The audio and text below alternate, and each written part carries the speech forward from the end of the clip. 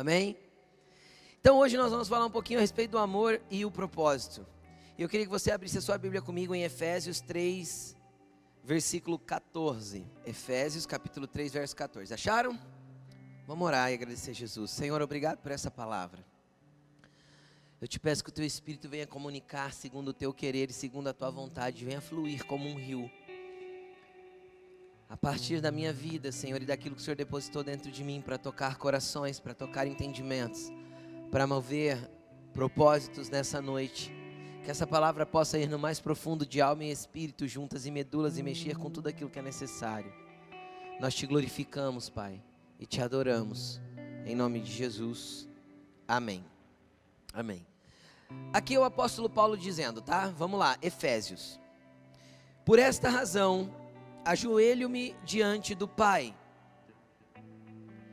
do qual recebe o nome toda a família nos céus e na terra. Preste atenção nisso aqui. Vamos começar a entender, porque isso aqui é mais ou menos fechando o que foi ensinado nas últimas 2 semanas. Quem é da família de Deus aí, dá uma glória a Deus. Você tem o sobrenome de Deus, cara.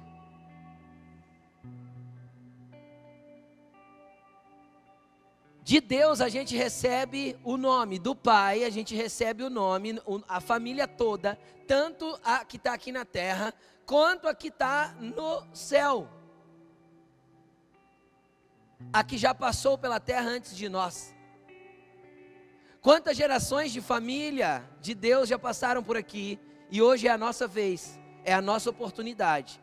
Deixa eu te falar uma coisa, é em nós que Deus quer imprimir seu nome, para que ele seja representado por nós sobre a terra. Do Pai a gente recebe o nome. É interessante que uma segunda possível tradução para esta frase, aqui no meu aplicativo da Bíblia, ele diz assim, que também poderia ser traduzido da seguinte forma: do qual se deriva toda a paternidade. Seria uma segunda possível tradução para esse mesmo texto. Do qual se deriva toda a paternidade. Preste atenção que interessante que é isso. Quando a gente pega um bebezinho, uma menina recém-nascida, ou pequenininha, 1 ano e meio, 2, dentro dela já existe toda a capacidade de gerar. Você consegue entender o que eu estou dizendo? Ali existe um útero, ali existe ovário, trompa, está tudo ali, está tudo funcionando já, está maduro o suficiente para poder gerar? Sim ou não? Não. Então entenda uma coisa, de Deus se deriva toda a paternidade. Quando Deus nos chama para a família dele, e nós somos incluídos pelo amor que ele tem por nós, e pelo amor que a família de fé demonstrou por nós, nós somos incluídos nessa família.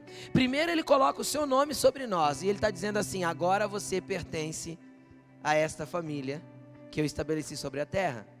Você tem agora, como se dissesse, o meu sobrenome. Você é parte dela. Você era pobre e perdido, sem Deus, sem Jesus. Quem conhece as canções mais antigas se lembra do refrão. Você era pobre e perdido, sem Deus, sem Jesus, até que ele estendeu a mão para você. E aí ele nos alcançou e ele nos trouxe. E quando ele estende a mão e nos traz para a família dele, ele nos nomeia nele.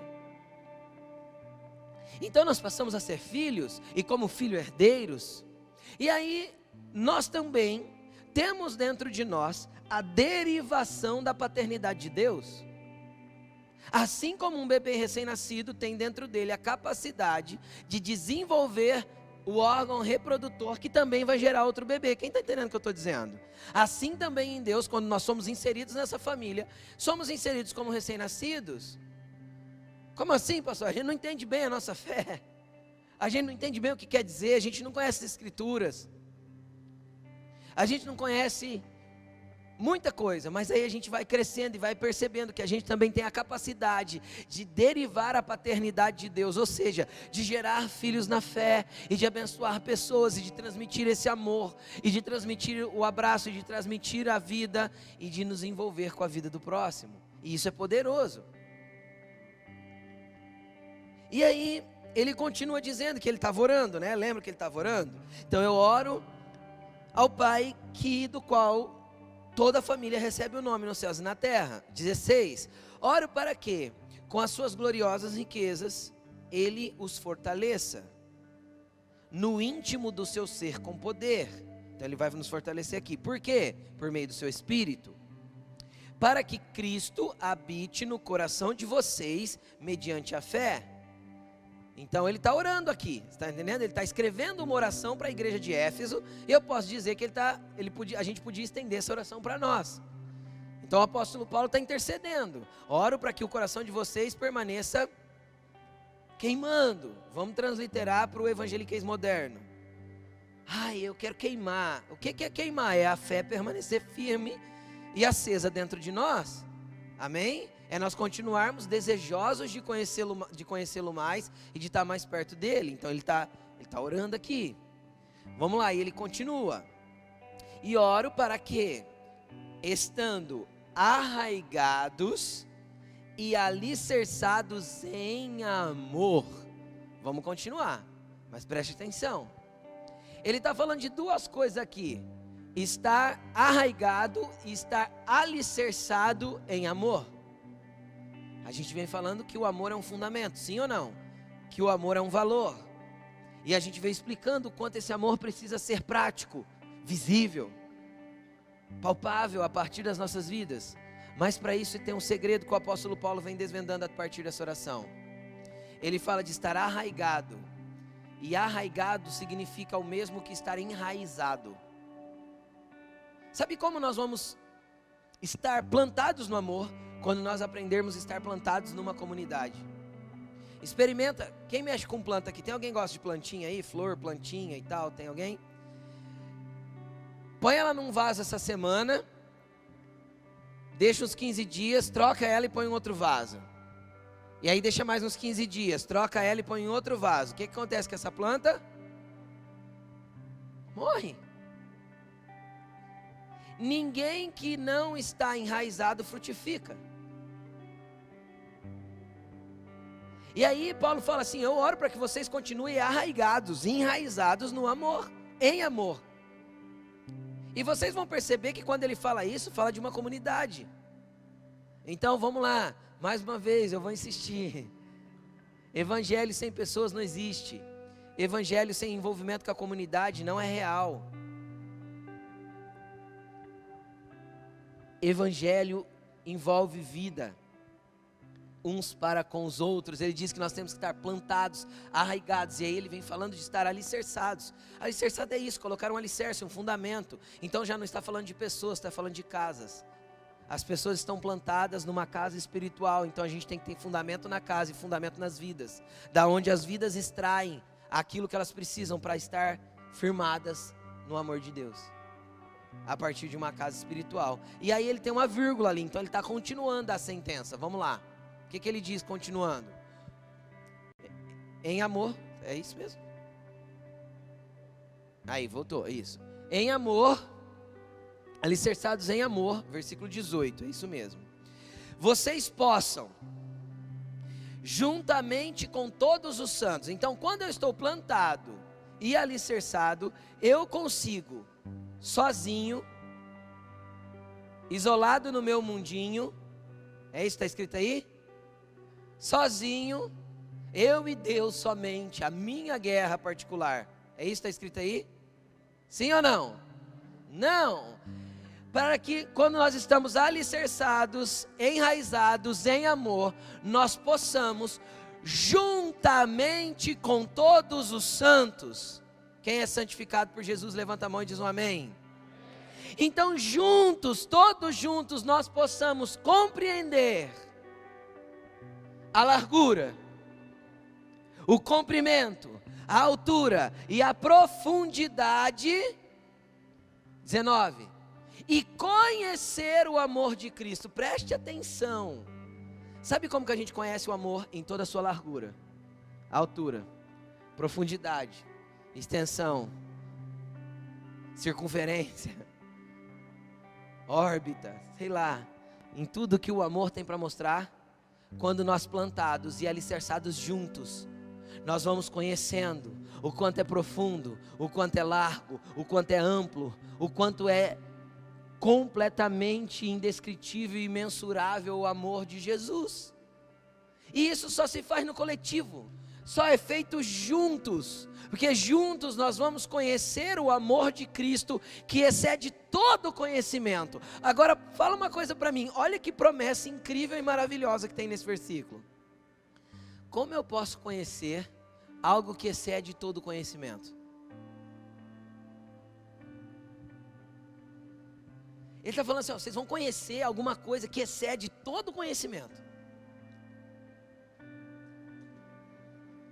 Por quê? Porque isso não é um conhecimento de intelecto, é um conhecimento de vida, é um conhecimento de experiências, é um conhecimento que no linguajar às vezes eu não consigo transcrever, mas, ou expressar, mas no íntimo eu consigo entender.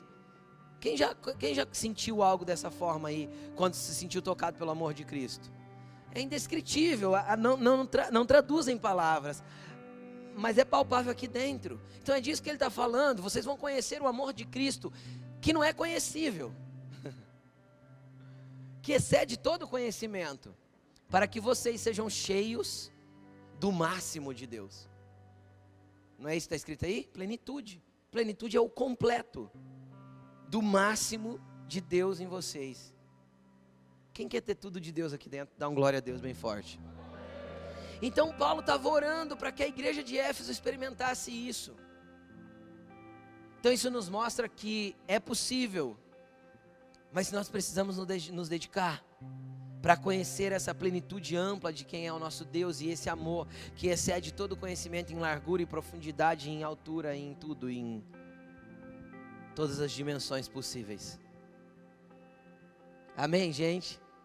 Louvado seja o nome do Senhor, Ele é bom. Então, primeiro nós entramos na família, recebemos o nome de Deus, nos plantamos num lugar, temos uma casa espiritual. Então juntos nós começamos a conhecer toda a profundidade do amor de Cristo. Então, olha de novo para a pessoinha que está perto de você e a que está na outra fileira, no outro banco, e fala assim, é junto. Fala para ele, tamo junto, é nós, não é assim? Tamo junto, é nós, né? Não tem jeito, é junto, é nós, não tem jeito, não é eu, é nós, amém, gente? É junto. Vamos lá, continuando. Aí, eu quero ir para um texto muito conhecido, e eu tenho certeza que você às vezes até já leu. Nós vamos para Marcos 12, 29, 30 e 31.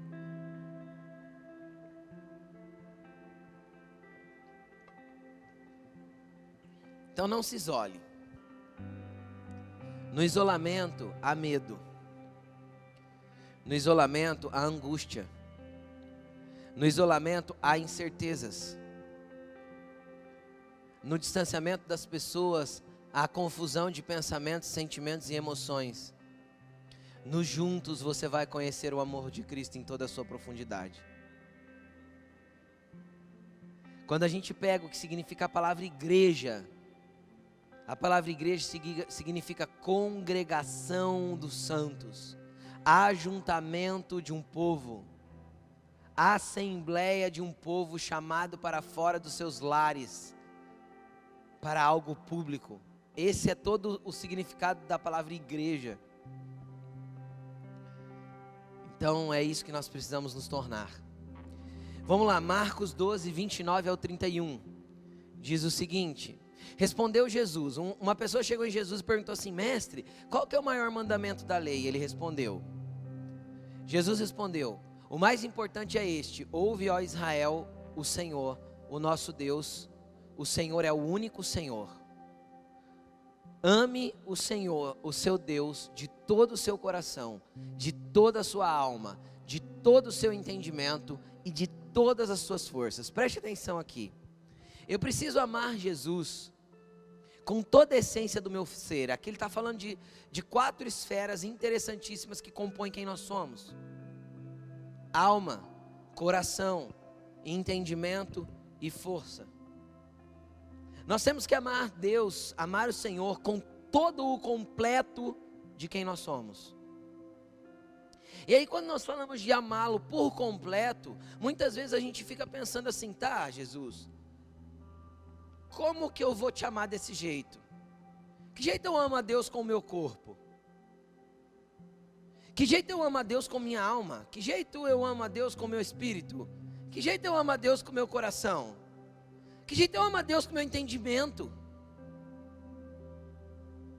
Aí eu olho para isso e começo a entender o seguinte: se nós lermos o próximo versículo, que ele dá uma importância tanto quanto a este, 31, e o segundo é este, ele está falando, ó, este é o mais importante, e o segundo mais importante é este: ame o seu próximo como a si mesmo. A gente já falou sobre isso bastante semana passada, sim ou não? Ame o seu próximo como a si mesmo. Não existe mandamento maior do que estes. Então ele está falando que esses dois completam tudo que nós precisamos fazer para amar o Senhor. Só que aí voltando ao outro versículo, ao 30, como eu posso amar a Deus na completude de quem eu sou? Com força, com entendimento, com alma, com coração. Como eu posso dar a Deus o ser completo de quem eu sou, para demonstrar esse amor e praticar esse amor em vida? Aí eu quero entrar com você num segundo aspecto que é o que intitula a palavra dessa noite. Então, eu introduzi até agora eu começo a ministração. Tô brincando. Vamos lá. Existe algo muito interessante chamado propósito. E propósito é algo que Deus determinou desde a eternidade para nós. E eu queria ir desenhando isso com você aqui rapidinho para você entender esse negócio. Porque é um negócio muito confuso. Muitas vezes nós não temos entendimento simples do que é propósito. Ou a gente reduz o propósito a algo muito natural. Como assim? Meu propósito é, sei lá, eu tô criando meus filhos, já tenho uma casa, um carro, então sei lá, eu já estou vivendo aí, tá tudo certo. Acho que esse era meu propósito. Vamos entender alguns versículos. Eu quero primeiro entrar aqui em Salmo 139, versículo 16. Preste atenção, que doido isso aqui, ó. Aqui é Davi, num salmo que ele está expressando a grandeza de Deus. Ele diz o seguinte, Salmo 139, versículo 16. Os teus olhos viram o meu embrião. Em outras traduções vai estar escrito assim: os teus olhos me viram quando eu era um ser informe no ventre da minha mãe. Quando eu era só o grãozinho de feijão que eu vejo no primeiro ultrassom. Não é assim? Quanto tamanho? Que tamanho tem? Tem 2,5 centímetros. É isso que nós éramos. Não é assim normalmente o primeiro ultrassom? Era lá que Deus te conhecia. Quando você era alguma coisa informe dentro do ventre da tua mãe, os olhos dele já te via. Isso é tremendo e maravilhoso. Sabe por quê? Porque na hora que o espermatozoide do seu papai entrou em contato com o óvulo da sua mamãe e foi fecundado o óvulo da sua mãe, ali o sopro do Todo-Poderoso gerou vida e junto com a vida gerou propósito. Ali, naquele momento de fecundação, quando houve a primeira multiplicação celular, já havia vida, já havia alma, já havia espírito e já havia propósito que já tinha sido escrito antes. Então não é que a gente é contra o aborto ou a favor do aborto, é que aborto não existe, existe assassinato. Existe interrupção de uma vida. Ponto. Então nós só não acreditamos nisso, nós acreditamos num assassinato. Porque ali o Todo-Poderoso já te conhecia. E deixa eu te explicar, antes de você ser concebido, Ele escreveu e determinou todos os teus dias. Olha aqui, ó, todos os dias determinados para mim foram escritos no teu livro antes de qualquer deles existir. Sabe o que aconteceu, cara? Quando Deus estava projetando você, olha o tamanho do amor dele. Ele sentou na mesa e ele pegou um papel e ele esboçou a sua vida. E todos os seus dias foram escritos no livro dele, e ele deixou registrado, antes de te conceber. E quando ele pensou no que você seria, o que você faria, ele já determinou que habilidades, temperamento e personalidade você precisaria ter para ser a exatidão do que ele quer que você seja. E então ele escolheu um pai e uma mãe que pudesse transmitir o código genético preciso para que a formação que ele esboçou nascesse na terra. É isso que teu pai fez por você. Então você não é fruto do acaso. E você não está na família errada, porque a família não tem a ver com o tipo de gente que ele queria que você fosse. Para que você cumpra o que ele escreveu no livro. Para que você viva o que ele esboçou a teu respeito. Aí você fica pensando, pastor, e agora? E agora você tem um pai que tem uma gaveta com o teu nome. E dentro da gaveta que tem o teu nome, tem um livro que é só seu. Que você não sabe o número de páginas. Então que quanto antes você tomar conhecimento, mais poderosa será a sua vida. Você entende a magnitude disso? Então veja bem, pastor, como que eu vou ficar sabendo o que Deus escreveu sobre mim? Como que eu vou saber? Quando eu consigo saber? Vamos ler Jeremias capítulo 1, versículo 5. Jeremias 1, 5. Olha lá. Jeremias aqui era uma criança. Ele já era um adulto. Então veja bem, quando ele começou a entender o Deus que tinha, o pai que tinha, ele começou a se relacionar com esse pai. Quando ele tomou o nome da família sobre ele, quem está entendendo o que eu estou falando, recebeu um indescritível amor, começou a viver na prática do amor pelo próximo, e ele começou a se relacionar, a se dedicar, em que mesmo que era para dedicar? Ele começou a se dedicar a aprender a palavra, ele começou a se dedicar a ter comunhão, ele começou a se dedicar a repartir o pão, e ele começou a se dedicar a orar, a buscar Deus. Um dia, o Deus que escreveu sobre Jeremias, fala com ele, antes de formá-lo no ventre da sua mãe. Quando? Antes de formar você no ventre da tua mãe, eu te escolhi. Antes de você nascer, eu te separei e te designei profeta às nações. Jeremias descobriu o que ele era. O que ele era? Qual que é o propósito? Ele era um profeta às nações. E o que ele foi até morrer? Um profeta às nações, e até hoje ele fala, ou não? Ou os escritos dele não falam conosco? Ou não é os escritos de Jeremias que diz assim, ó, eu sei que pensamento tenho sobre vós, pensamentos de dar um fim que vocês querem, de fazê-los prosperar e de abençoá-los.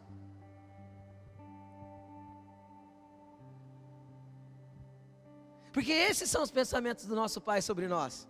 Esses são parte dos esboços que Ele fez para nós lá na eternidade. Agora você pode estar pensando assim, pastor, mas e aí, como que eu faço para acessar isso? Relacionamento com Deus? Jeremias teve um momento que isso aconteceu, que Deus começou a mostrar o esboço que ele tinha. Consegue entender? Houve um momento no relacionamento com Deus que ele começou a entender quem ele era. Ele começou a entender o que Deus queria dele. Ele começou a entender que propósito ele tinha. Porque isso também está no amor. Pastor, o que isso tem a ver com amor? Tem tudo a ver com amor. Por quê? Porque quando eu entro no propósito de Deus para mim, e eu começo a ter conhecimento do que Ele pensa sobre mim, e de como Ele me conhece, e de como Ele me vê, então eu começo a amá-lo com todo o meu entendimento, com toda a minha alma, com toda a minha força, com todo o meu coração, porque eu começo a me encaixar na exatidão do que Ele sempre sonhou que eu fosse.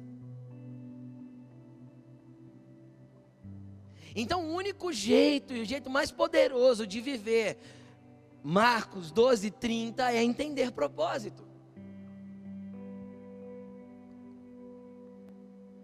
Aí você pode estar pensando assim, pastor, peraí, se Deus tem um livro e lá está escrito que eu ia viver todos os dias, isso quer dizer que independente do que eu faça, eu vou viver o que Deus escreveu? Não, porque Deus não te dá um destino que é fixo, engessado e que você vai viver que você queira ou não queira. Não existe karma, não existe eu já tinha que viver isso mesmo. Nós somos frutos e consequência das nossas escolhas. Assim como eu vou viver propósito, se for fruto e consequência de eu escolher conhecer esse propósito em Deus, acessar Deus de forma tão profunda e tão intensa que Ele abra a gaveta para mim e me mostre o que Ele quer que eu me torne. Testemunhando para vocês, o que eu vou contar agora, humanamente não faz sentido. Mas preste atenção. Eu sempre ouvi a minha mãe dizer que quando ela estava grávida de mim, e ela estava já bem avançada na gravidez, acredito por volta de 7, 8 meses, houve uma madrugada que ela acordou escutando um choro de bebê. E ela acordou meu pai e falou, você está escutando? E meu pai também ouviu. E eles moravam numa casa que segundo ela era de esquina e não tinha casas ao redor, era só terreno vazio. E aí ela chegou a fazer o meu pai sair para fora e ela falava para meu pai, jogaram algum bebê aqui perto de casa, aqui no mato em volta. E de repente quando eles voltaram para dentro de casa, eles passaram a prestar atenção, a minha mãe percebeu que o barulho de choro vinha de dentro da barriga dela. E não faz sentido humano nenhum. Vocês conseguem entender isso, né? No outro dia pela manhã, ela disse que foi conversar com uma senhorinha a respeito do que tinha acontecido naquela noite. E antes que ela falasse qualquer coisa, diz que essa senhora colocou a mão na boca dela e falou, não fala. Ele é escolhido de Deus. Alguns anos atrás, mais de 15 anos eu acho, numa manhã de aniversário, meu aniversário, eu estava numa manhã orando antes de trabalhar. E eu lembro que aquela manhã foi muito especial, porque a hora que eu dobrei o meu joelho para falar com o Senhor falou, parabéns filho. E aquilo mexeu demais com o meu coração. E aí ele pegou e falou assim, você lembra quando a tua mãe conta que você chorou no ventre dela? Eu falei, sim, eu lembro, Senhor. E ele me disse assim, naquele dia eu te selei e te escolhi para mim. E aí, em 2005, a primeira vez eu comecei a entender, eu tinha 25 anos. Deus falou comigo a primeira vez a respeito do que eu deveria me tornar para Ele, a respeito de propósito. Sem que eu entendesse quase nada do que Ele estava dizendo. Na verdade, eu acordei no outro dia cedo, depois de ter uma experiência com Ele, e eu falei, Senhor, eu não entendi nada. E aí, o Bruno Luna me ligou, ele era um recém-convertido, foi em 2005, e ele me deu um texto bíblico, ele falou assim, lê o que está escrito aí, porque eu não entendi nada, mas Deus mandou te dar esse verso. E aí começou a fazer sentido. Mas de 2005 a 2021, 15 anos para 16 anos depois, o entendimento de propósito só se ampliou. E cada vez fica mais claro o que o Senhor quer de mim. E o que Ele quer que eu viva. Até porque eu dizia para todo mundo que eu não ia ser pastor nunca. E falava para todo mundo mesmo, abertamente, você está louco, eu nunca vou ser pastor. Tanto que na noite que eu fui ordenado pastor, alguns amigos me zoaram. Falou que não ia ser pastor, eu vi, quero ver você falar que não é agora. Porque eu falava a vida inteira que eu não era pastor. E aí assim Jesus fez. E aí a outra coisa que eu e a Laine sempre falava, nós nunca vamos viver da obra, misericórdia. Até o dia que Jesus chega e fala assim, não foi eu que te dei a sua empresa? Eu falei, foi Jesus, então me devolve, faz favor. Que agora você vai viver só para mim. E Jesus começa a colocar a gente nos propósitos dele, do jeito que ele quer. Agora deixa eu abrir um parênteses aqui. Todos nós somos chamados pelo Senhor para viver algo nele. Só que não é todos nós que vamos estar na esfera eclesiástica. Quem entende o que eu estou dizendo? Você às vezes tem um propósito para cumprir sendo um empresário de grande sucesso e pegando os recursos que Deus te deu e fazendo coisas do reino acontecer. Você pode ter propósito de Deus de manifestar algo poderoso em algum lugar específico. E não tem a ver com o tipo de trabalho que você exerça. Você só precisa manifestar aquilo que Deus quer que você manifeste. Não é porque alguém chamado precisa estar na frente com o microfone na mão. Porque a movimentação de Deus é sobre a terra através dos filhos. E Deus não tem filho predileto. Consegue entender o que eu estou falando? É que Deus escolheu uns para uma coisa e outros para outras. Nos livros dele, ele esboçou um conteúdo que cumpria o propósito dele sobre a terra, para que o reino dele se estabeleça. Para que nós venhamos a preparar o caminho do Senhor, porque ele vai voltar para governar toda a terra, e nós iremos governar com ele. Você crê? Eu também creio, é poderoso. E o amor dele nos incluiu nisso, sabe assim? Um rei que não precisava de ninguém, mas de repente ele pega um monte de gente que Gente, olha os discípulos de Jesus. É o tipo de gente que ele escolhe. Pedro falava mais que homem da cobra, só dava fora. Era briguento, ranheta, falava que não devia. João, é o discípulo do amor. Ele se tornou o discípulo do amor. O discípulo do amor vai pregar em Betsaida e Corazim, 2 cidades. Quando ele volta, a cidade não aceita a pregação dele. Ele fala assim: Jesus, quer que a gente ore? Para descer fogo do céu e consumir eles, assim? Discípulo do amor. Se tornou depois. O propósito levou ele a se tornar o discípulo do amor. Quem está entendendo o que eu estou falando? Simão era um zelote. Sabe o que era um zelote? Era um cara de extrema esquerda, militante. Na época era isso. Era do partido do Boulos, mais ou menos. Era um zelote. Jesus chamou esse cara também. E sabe o que ele chamou? Mateus, cobrador de imposto. Cobrador de imposto não valia nada. Era fiscal de Receita Federal corrupto. Entendeu? Que cobrava um pouco para o governo e um pouco para ele. Esse era o Mateus que escreveu o Evangelho de Mateus, era esse cara. E a Bíblia ainda diz que Jesus orou 12 horas para escolher os 12. Eu nem precisava orar tanto para escolher tanta gente ruim. Brincadeira. Sabe por que Jesus faz isso? Para mostrar que tem jeito para nós, o amor dele nos inclui.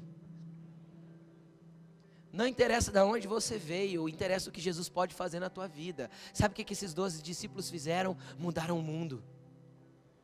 Propagaram o evangelho por toda a terra, fizeram uma bagunça em Jerusalém, curavam o povo, pregavam a glória de Deus, e eles eram cheios do poder de Deus. Esses mesmos retardados, doidos aí, sem juízo. E aí eu vejo no reino de Davi, e no reino de Davi, sabe o que ele tinha? A Bíblia fala assim, juntou-se a Davi, os desempregados, os que deviam, os desajustados, só gente boa, na caverna de Adulão. Davi enfiou todo mundo lá. Aí depois você continua lendo a Bíblia, Davi foi dando apontamento, destino e propósito para eles, e foi fazendo eles conhecerem Deus. O que aconteceu? A Bíblia diz assim, tem um texto, eu não lembro onde está, acho que eu não lembro se é 2 Samuel ou se é 2 Crônicas, mas tem um texto que diz assim, aqui está a lista dos valentes de Davi. Cara, era tudo os doidos da caverna de Adulão.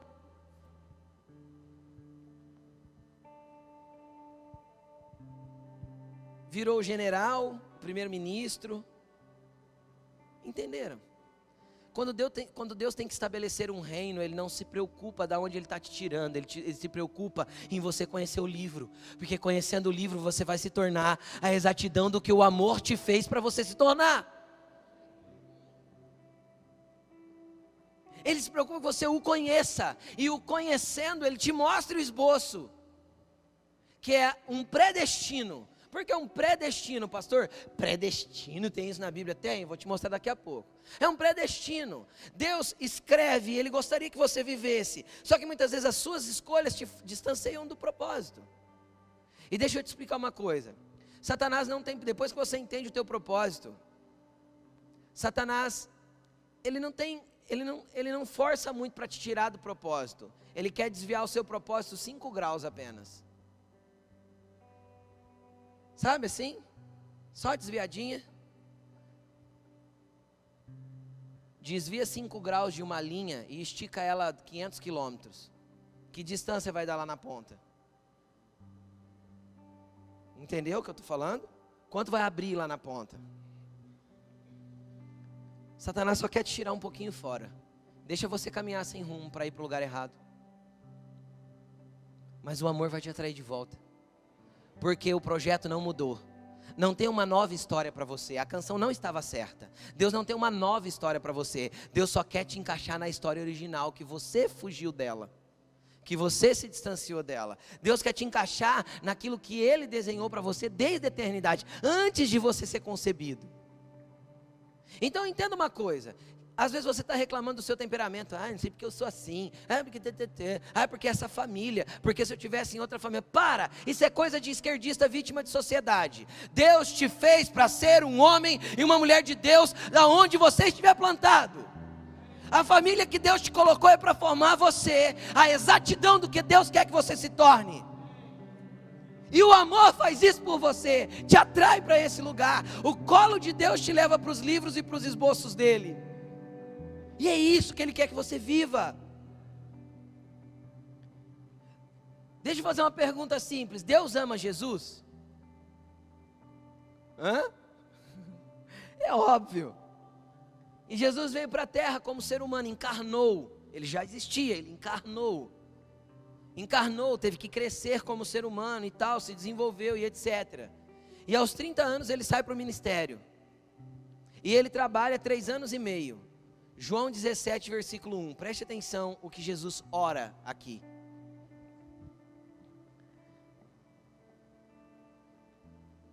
Depois de dizer isso, Jesus olhou para o céu e orou: Pai, chegou a hora. Jesus estava prestes a ir para a cruz. O fim da sua carreira aqui na terra, o fim da sua jornada aqui na terra, como homem. Pai, chegou a hora. Glorifica o teu filho para que o teu filho te glorifique. Pois lhe deste autoridade sobre toda a humanidade, para que conceda vida eterna a todos que lhe destes. Esta é a vida eterna, que te conheçam, único Deus verdadeiro, e a Jesus Cristo, a quem enviastes. Eu te glorifiquei na terra. Olha o que Jesus está falando. Ele não ensinou que o maior mandamento é amar Deus de todo o seu coração, de toda a sua alma, de todo o seu entendimento, de todas as suas forças? Então, o que ele está falando? Como eu te glorifico, Pai? Como eu dou glória para você com toda a essência do meu ser? Como eu devolvo essa glória para ti? Completando a obra que me destes para fazer. Eu te glorifiquei aqui. Como? Completando o propósito. Cumprindo o propósito. Versículo 5. Agora, Pai, glorifica-me junto a ti, com a glória que eu tinha contigo antes que o mundo existisse. Jesus já era desde o início. Desde antes do mundo existir, Ele já existia. Ele só encarnou. Só que como carne, como alguém que tinha que amar a Deus com forças, com alma, com entendimento, com coração, Ele precisou cumprir o propósito para expressar esse amor em plenitude para Deus. Entenderam? E aí nós precisamos ter a predisposição de querer entender o que Deus nos comissionou a fazer dentro do nosso propósito. Nós devemos buscar o Senhor até entender o que está escrito nos livros deles ao nosso respeito. E Ele vai começar a nos apontar e nos sinalizar. Não vai acontecer do dia para a noite. Ele não vai virar todas as páginas e falar: lê aí. Ele vai começar a te direcionar. E conforme você começa a obedecer, Ele vai te levar para lugares que você nunca imaginou tocar. Fazer coisas que você nunca imaginou fazer. Viver coisas que você nunca imaginou viver. Conhecer coisas que você nunca imaginou conhecer. Tocar lugares espirituais que você nunca imaginou tocar. E isso está tudo incluído no propósito dele para nós. E aí Ele vai te mostrando mais. E quanto mais você conhece Ele, mais Ele te conhece, mais Ele te mostra, e mais você quer conhecer, e mais você vai avançar com Ele no propósito que Ele tem para a tua vida. É um amor que gera um propósito, porque não existe ser criado para inutilidade. Você já imaginou chegar no criador de alguma coisa? Eu vou falar uma coisa simples, é uma caneca, o cara que criou a caneca. E aí você chega, ele fala, olha o que eu criei. Aí você fala, legal, para que serve? Ele fala, não sei. Eu só criei, coloquei aí. Aí eu posso pegar a caneca e falar assim, que legal, podia servir para jogar na parede e fazer barulho, né? Vai fazer barulho se eu jogar na parede a caneca? Vou jogar não. Vai fazer barulho, vai quebrar, vai fazer barulho. Mas não é para isso que foi criado. Só que se o Criador não indicar para que serve a sua criação, qualquer outra tentativa é mero teste inútil, que pode quebrar aquilo que Deus gostaria que você fosse.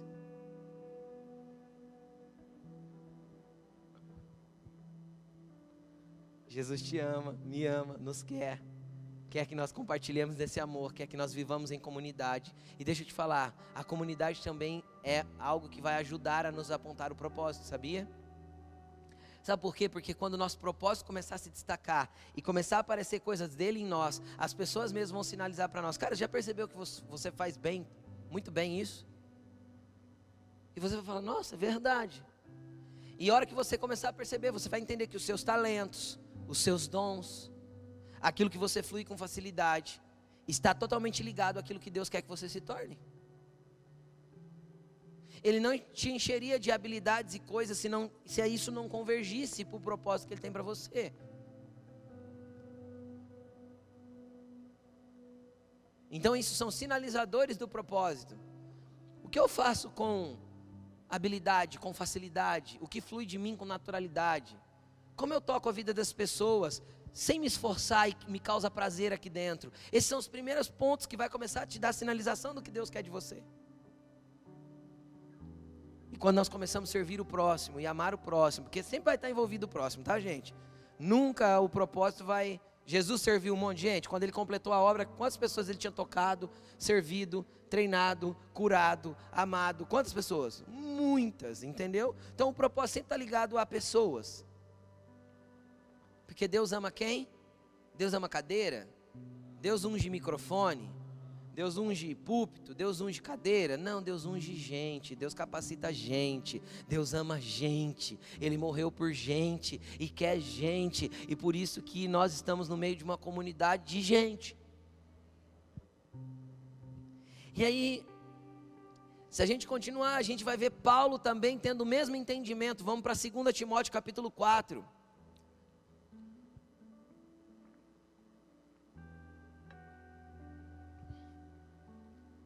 Paulo estava preso, um senhor, um velhão, cabeça branca, preso em Roma, jogado num calabouço, frio.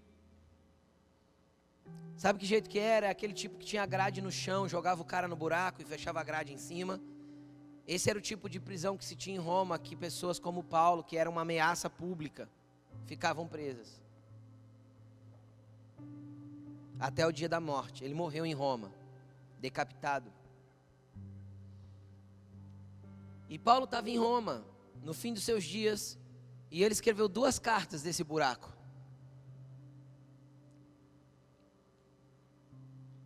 Ele escreveu a carta de Efésios e ele escreveu a carta de 2 Timóteo. São as 2 últimas cartas que ele escreveu. Efésios nós lemos já um pedacinho, quando ele fala que Deus nos coloca na família, lembram? Nós vamos ler mais um trecho que vai falar um pouquinho de propósito. Mas aqui Paulo dá uma sinalização que ele estava entendendo que estava chegando o fim da vida dele. Preste atenção.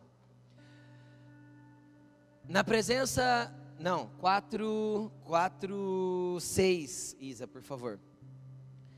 Já estou sendo derramado como uma oferta de bebida. Por que ele dá esse exemplo? Porque naquele tempo, no templo judaico, tinha uma oferta que se derramava bebida no chão, ao redor do altar, tá bom? Então ele dá um exemplo. E a bebida você se derramava aos poucos, você não apresentava de uma vez. Entende? É como ele estivesse dizendo para Timóteo: Timóteo, eu estou morrendo, cara. Eu estou indo. Está chegando o fim. Estou sendo derramado como uma oferta de bebida. Está próximo o tempo da minha partida. E aí ele continua: combati o bom combate. Terminei a carreira, ou a corrida. Tem duas traduções. Guardei a fé. 8. Agora me está preparada a coroa da justiça que o Senhor, justo juiz, me dará naquele dia, não somente a mim, mas também a todos os que amam a sua vinda. Cara, Paulo pode levantar a mão e falar assim: cumpri o propósito, terminei. O amor me levou a sofrer tudo que eu precisei sofrer. As marcas de Cristo estão em mim, mas eu cumpri o propósito. Eu combati o bom combate. Eu terminei a carreira. Eu guardei a fé. Cara, ele foi jogado em arena para lutar com um leão, você sabia disso? E venceu. Ele foi chicoteado e açoitado com varas.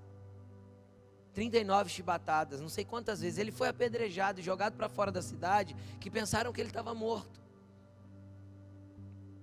Tudo isso por causa do propósito. Tudo isso porque um dia Deus encontrou ele no caminho de Damasco, e ali Deus começou a revelar: Paulo, você vai ver que eu vou te enviar para os gentios, e você vai ter que recalcitrar contra aguilhões, Paulo, mas é para mim que você faz, eu te chamo.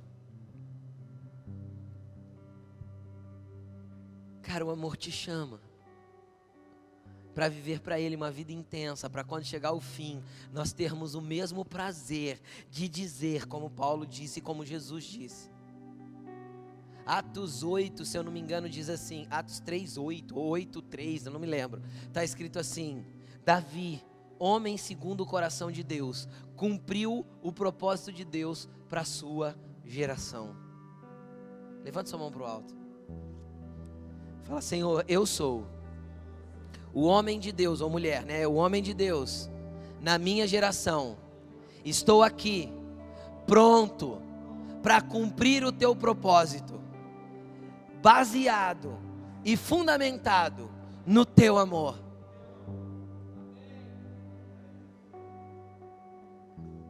Cara, você vai começar a entender coisas a respeito de você mesmo. E Jesus vai começar a desenhar quem você é para você. E Jesus vai tirar o esboço da gaveta e vai falar: que bom que você está interessado nisso.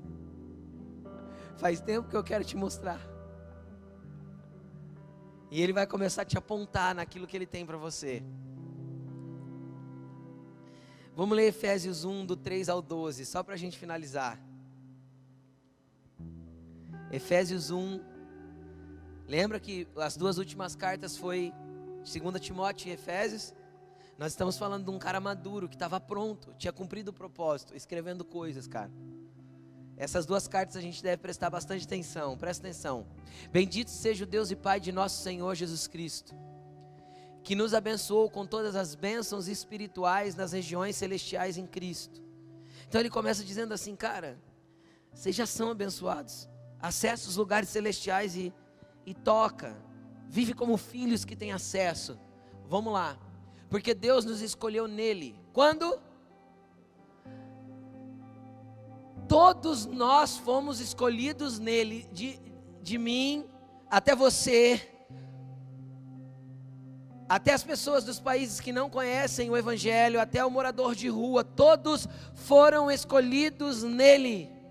Antes da criação do mundo. Lá estava o seu esboço nas gavetas do Pai. Você consegue entender o que Paulo está falando? Para quê? Para sermos santos e irrepreensíveis em sua presença. Então o primeiro aspecto de quem Deus ama é limpar, é purificar, é tornar irrepreensível, é tirar o pecado, é separar do erro. Amém? E ele continua, 5. Em amor, ele nos predestinou. Viu como existe predestinação? Só que eu tenho que entrar nisso que Deus predestinou para mim. Em amor. Então o amor também predestina? O amor também dá propósito? Sim. Em amor ele nos predestinou para sermos adotados como filhos. Então primeiro ele nos salva, nos tira do pecado, depois ele nos coloca na família, coloca o nome dele em nós. Não foi isso que a gente aprendeu até aqui? Por meio de Jesus Cristo, conforme o bom propósito da sua vontade. Então veja bem, Deus tem um processo dentro do propósito. Primeiro você conhece, é santo, santificado, limpo. Depois você vem fazer parte de uma família, entende a paternidade de Deus, começa a se relacionar com Ele. Então o bom propósito dele em Jesus Cristo vai começar a revelar o nosso propósito. Vamos continuar. Para louvor da sua gloriosa graça, a qual Ele nos deu gratuitamente no amado. Nele, em Jesus, temos a redenção por meio do seu sangue, o perdão dos nossos pecados, de acordo com as riquezas da graça de Deus, a qual Ele derramou sobre nós, com toda sabedoria e entendimento, e nos revelou, presta atenção aqui, o mistério da sua vontade, de acordo com o seu bom propósito, que Ele estabeleceu em Cristo. Segura esse versículo aí, Isa. Olha o que ele está falando. Ele nos revelou. Eu preciso revelar para alguém aquilo que é oculto. Sim ou não? Então o que Deus quer? Revelar o quê? O mistério da sua vontade, propósito. O que Deus quer revelar para a tua vida? O mistério da sua vontade, o mistério da vontade dele para você, propósito. É um mistério para nós, o que está escrito no livro. Mas é a vontade dele, e o amor faz isso. Nos leva a conhecer, a gente é santificado, a gente se torna irrepreensível, a gente vai sendo limpo, a gente conhece uma família, e juntos, como família, a gente começa a se desenvolver, até que Ele nos revele o mistério da sua vontade, segundo o bom propósito. Tem propósito ruim? Eu sei que pensamento tenho sobre vós, pensamentos de bem e não de mal, pensamentos de dar um fim que vocês desejam, pensamentos de prosperá-los. É isso que está escrito, é esse tipo de propósito que Deus tem para a gente. Sabe por que a gente sofre tanto? Porque a gente fica militando contra a vontade de Deus e se distanciando do amor. O amor me atrai a uma rendição voluntária e espontânea, me atrai a uma rendição que fala assim, que não seja feita a minha vontade, mas a sua, cumpre em mim o teu querer. Entendeu? Jesus nos quer para cumprir o bom propósito dele que ele estabeleceu em Cristo. Vamos continuar. Isto é, de fazer convergir em Cristo todas as coisas, as celestiais e as terrenas, na dispensação da plenitude dos tempos. Ou seja, no fim dos tempos, céu e terra vão se juntar, e nós que estamos aqui na terra vamos se juntar com as coisas celestiais, e nós vamos viver no governo pleno de Cristo sobre todas as coisas. Sabe quando a terra vai ter jeito? Tem jeito para a terra? Claro que tem, Jesus vai voltar. E aí ele vai pôr ordem nessa bagunça aqui. De que lado você quer estar? Do lado do amor ou do lado da tristeza? De que lado você quer estar?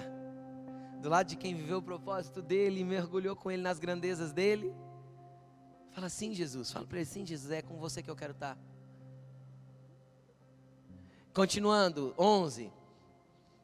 Nele fomos também escolhidos, tendo sido predestinados, conforme o plano daquele que faz todas as coisas, segundo o propósito da sua vontade. Entendeu? Nós somos também escolhidos nele, nós somos predestinados. Tem um plano. que nos inclui, que te inclui. O amor te incluiu para viver a maior loucura de toda a terra, ser um filho de Deus manifestando o reino dele. O amor te incluiu a não ficar parado, a se mover por esse amor. Sabe por que você ouve o evangelho hoje? Não é porque eu prego, é porque o amor que alcançou Pedro, João, Tiago, Marcos, Bartolomeu, Barnabé, Paulo, eles não seguraram neles, eles expandiram, cumpriram seus propósitos, e esse amor se espalhou pela terra. E nós somos a geração desse milênio, e nós somos a geração desse século, para expandir esse amor, para propagar esse amor, para distribuir desse amor. Sabe por quê? Porque nós fomos escolhidos neles e predestinados nele, conforme o bom propósito da sua vontade. Aleluia! 12. A fim de que nós, os que primeiro esperamos em Cristo, sejamos para louvor da sua glória. Ou seja, quando nós cumprimos o propósito, assim como Jesus disse: Pai, me glorifica agora, porque eu te glorifiquei na terra, cumprindo o que o Senhor deu para fazer. Ele está falando, nós vamos ser para louvor e da glória dele, quando nós vivermos o propósito.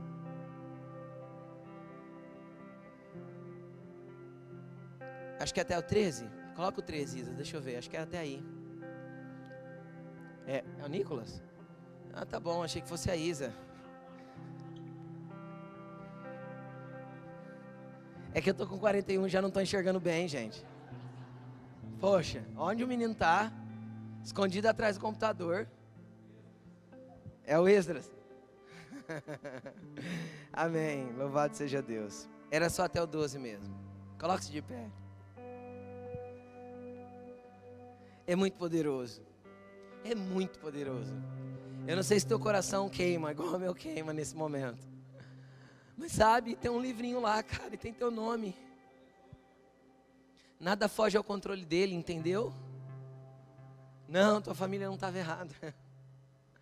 Deus colocou na família certa, era essa família que tinha que compor você. Para você se tornar exatamente o que Ele queria que você se tornasse, para viver exatamente o que Ele quer que você viva. Às vezes parece confuso. Pastor, como eu faço? Cara, entra na família. Vem viver conosco. Vem viver conosco. Vem viver juntos. E vamos lá, vamos indo. E a gente vai entendendo e conhecendo o Cristo, o que nos deu o nome, nos colocou o seu sobrenome. E a gente juntos vai entender o que Ele quer para nós.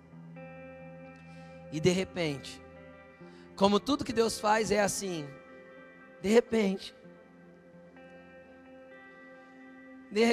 eu ouço o som de um vento impetuoso, e esse vento impetuoso começa a contar o que eu sou. De repente, numa noite, ele visita Salomão e conta quem Salomão é. De repente, no meio do deserto, apacentando ovelhas, ele chama um velho de 80 anos, cara. Não interessa a sua idade, não interessa quando você vai começar a cumprir o teu propósito. Ele chamou Moisés com 80 anos numa sarça no meio do deserto, 40 anos longe do seu propósito. E ele falou: Moisés, volta para o Egito. Eu não vou, Senhor, eu não sei falar, eu não quero, eu não posso. Moisés, você pode porque eu te escolhi. Filho, você pode porque Ele te escolheu. E se Ele tiver que conservar você como conservou Moisés mais 40 anos de vida para cumprir o propósito, Ele vai conservar. Não existe tarde para começar. Entendeu? Importa que você comece a cumprir os propósitos dEle. Importa que você comece a conhecer, porque de repente você vai trombar com Ele aí pelo caminho. Se você permanecer junto na família, de repente você vai começar a entender coisas que você nunca entendeu. Feche os seus olhos e fale com seu pai agora. Peça para ele abrir a gavetinha do teu livro. Fala: Senhor, me inunda com esse amor, mas que esse amor me impulsione a viver tudo o que o Senhor tem. Fala com seu pai aí. Ele está neste lugar, Espírito Santo, é palpável a tua graça aqui.